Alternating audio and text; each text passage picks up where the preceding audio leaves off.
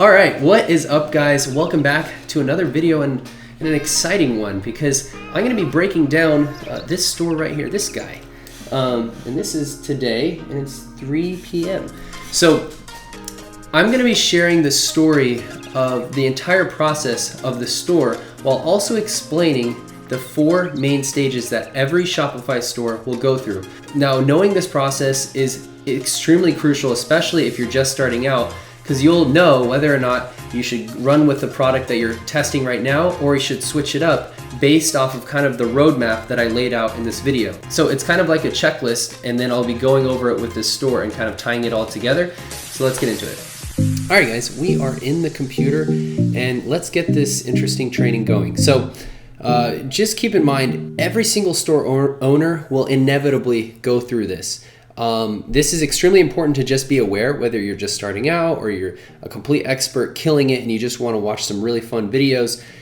You will inevitably go through this if you're following a lot of the strategies that I teach on my channel. So if you want to just copy kind of what I'm doing and how I'm making these stores, then it's really important to understand this regardless, and it's really going to help. Now, to kind of explain the visual, I made a really good drawing, and I want to show you guys because it will help kind of preface what I'm going to explain throughout the video.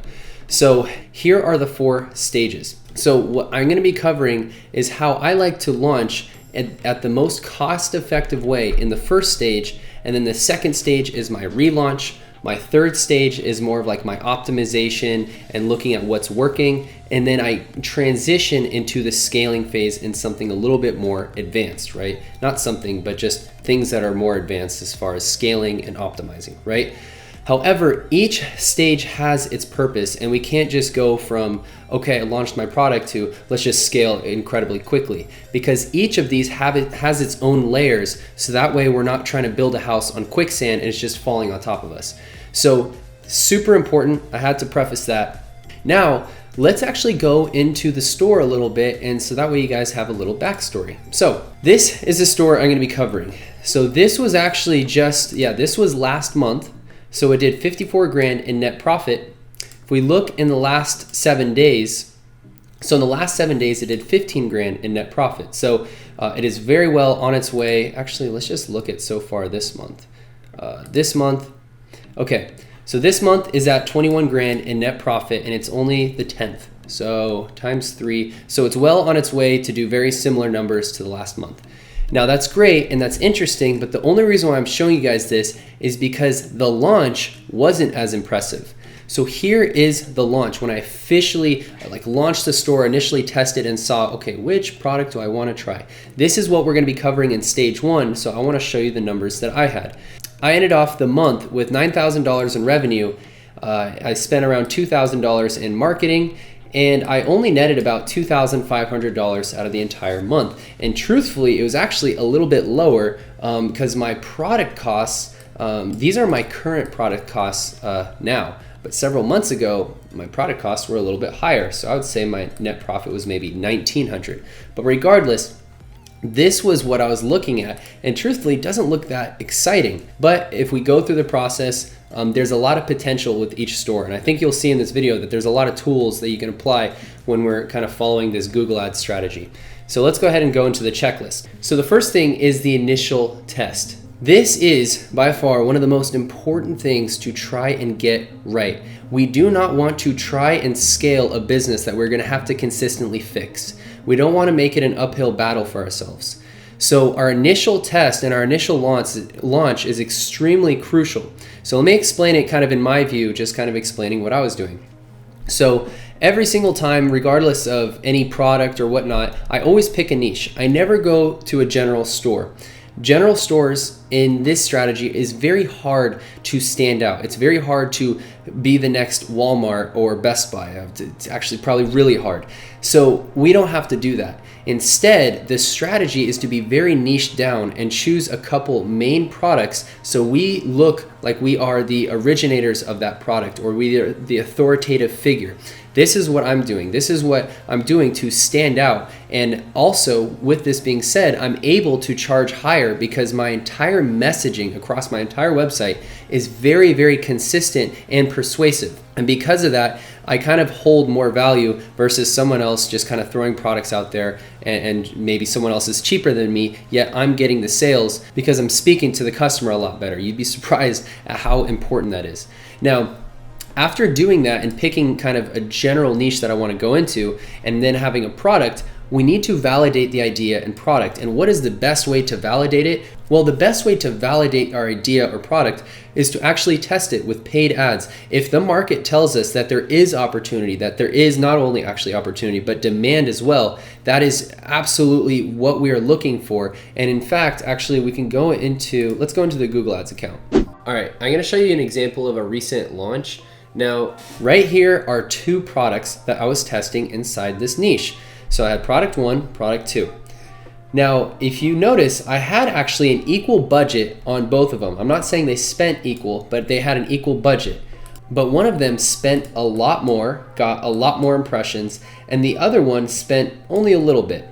Now, they actually both had an insane return on ad spend, meaning if I spend $200 and I get $400 back, that's a 2 return on ad spend. Well, this one had a 7. So I had a 7 return on ad spend and then a 10. That's great, that's fantastic. However, I noticed that I spent a lot more on this one, and my return on ad spend was also really good. Now keep in mind, I've been doing this for a while and I'm good at picking products and structuring everything together. So don't necessarily expect to get like a 10 return on ad spend.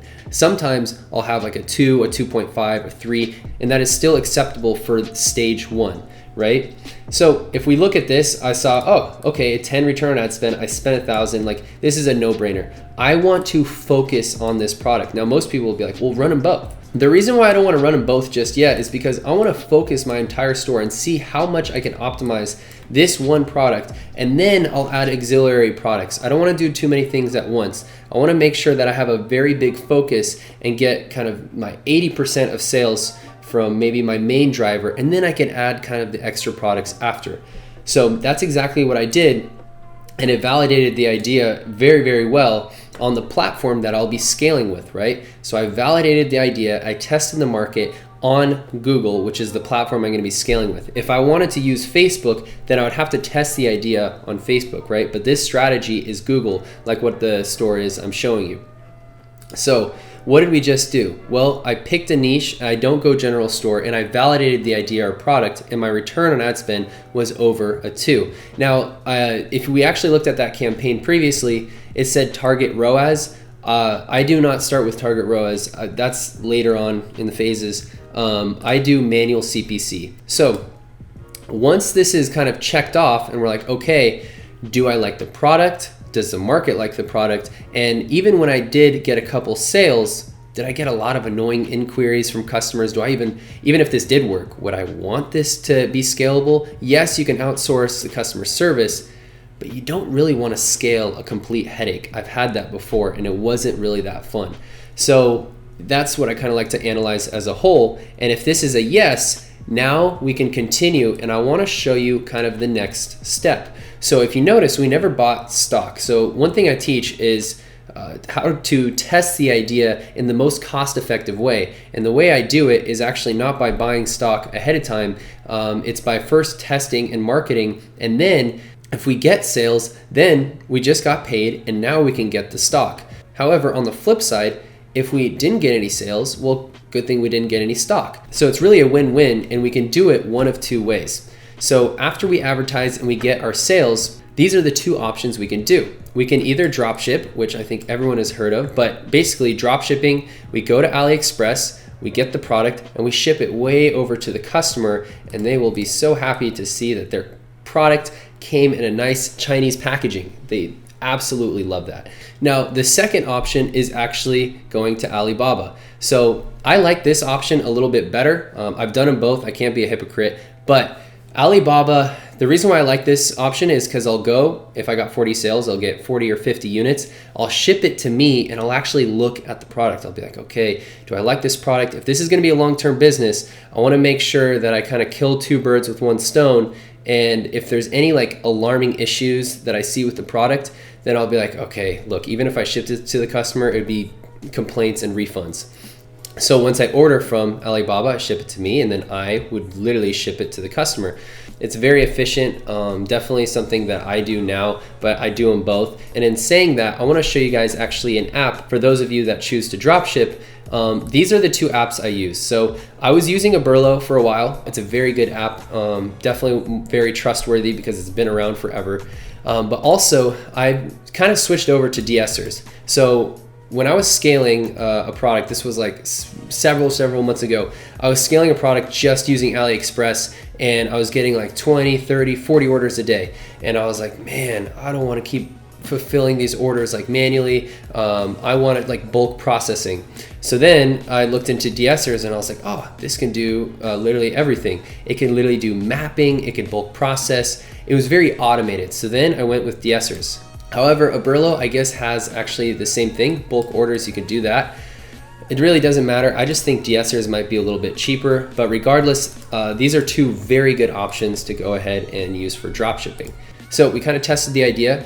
We did it in the most cost-effective way. Now we can do our profit relaunch. And the reason why I call it the profit relaunch is because this relaunch will most likely be a lot more profitable than our initial launch, because now we have data. Like if we go back into that campaign, and let's say I spent, only $400. Well, I'd still have a good amount of data. I would be able to see what search terms and what things people were converting for, and I can kind of analyze just a little bit. I can make early guesses. So if I go back to my list, what I like to do, and what I was doing with this business I'm showing you guys, is I was looking for things with a high return on ad spend. So for me, anything with like a 7, so if I saw a 7 return on ad spend and it had 2 conversions, which makes it kind of considerable, not just 1 conversion, I would look for patterns and see, okay, this was converting, and I would see, okay, what's a pattern?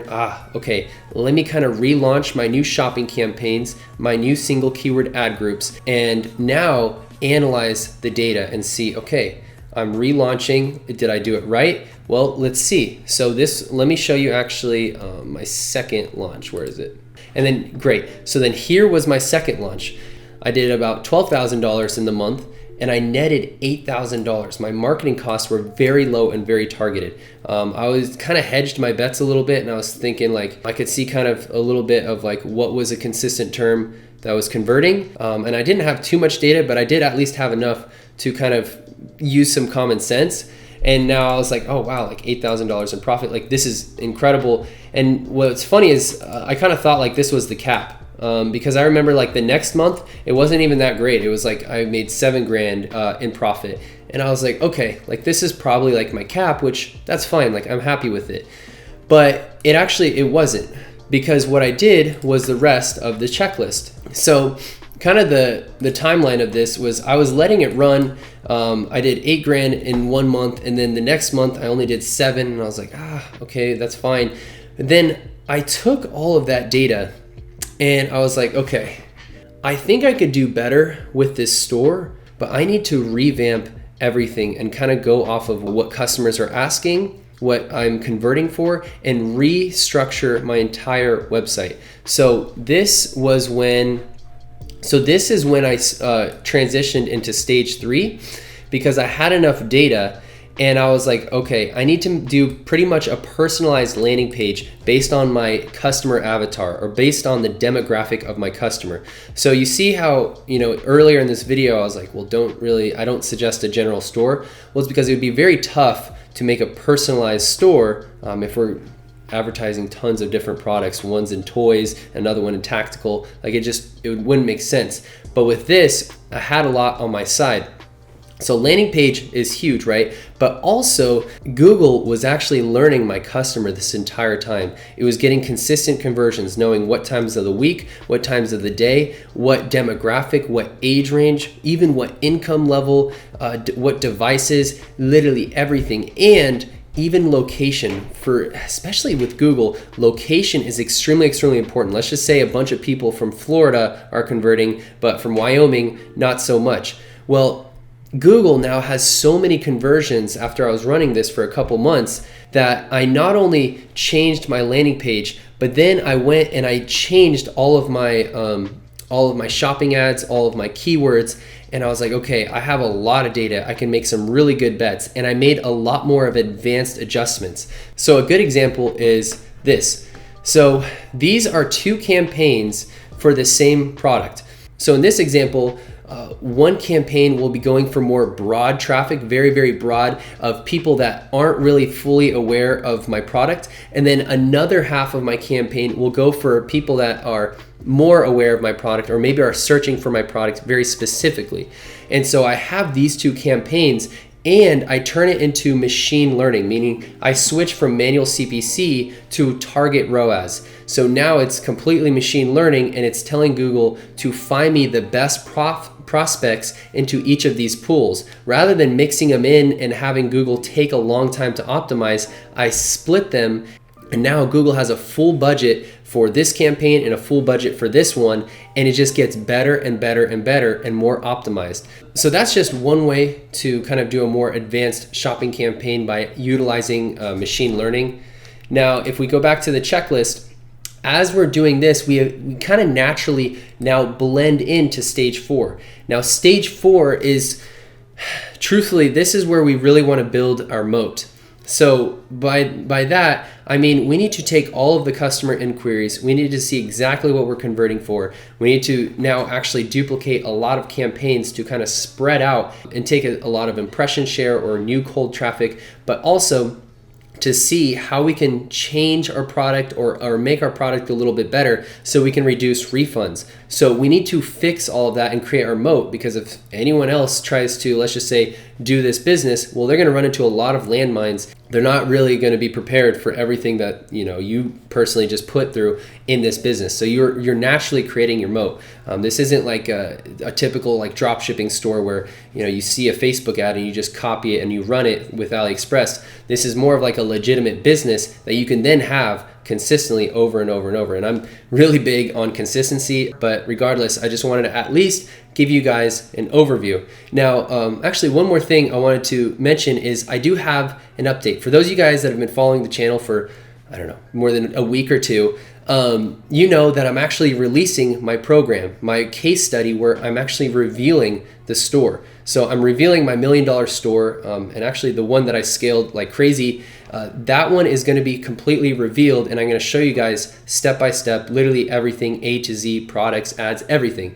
So that program is going to be releasing soon, and if you are interested, there's a link below to get notified when it releases, and you will get a discount as soon as it releases. So I wanted to mention that because it is coming up. So if you're interested, do not miss out. Just click the link below and you can check it out. So with that being said, guys, I hope this helps. I hope you found it interesting, and I'll see you guys very soon in the next one.